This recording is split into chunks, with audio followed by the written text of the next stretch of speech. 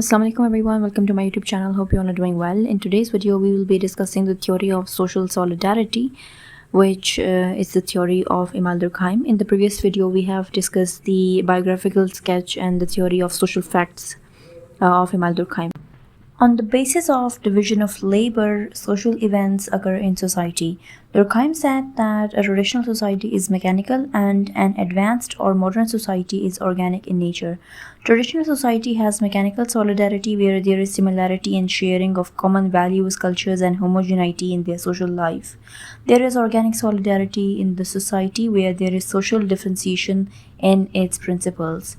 Mechanical is the solidarity where similar traits are found in society. The society having mechanical solidarity can have traits like those of our rural society. Similarity in social life is mostly found in such society where professions of most of the people are similar. The people in mechanical solidarity have similar attitudes, beliefs, and thoughts. On the basis of this similarity, solidarity among the people is found very high. The standard of living is similar and people follow similar traditional customs and rituals. The society with organic solidarity can be compared with our urban society. Here, new customs and fashions are popular. The pace of social change is fast.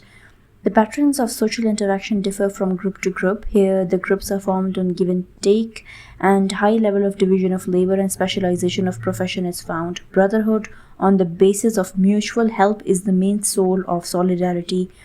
The forces of collective conscience are strong in the mechanical society. Organic solidarity is found like our urban society.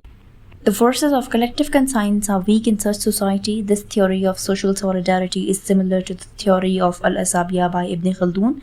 Common things in both the theories is the uniting force found in the group.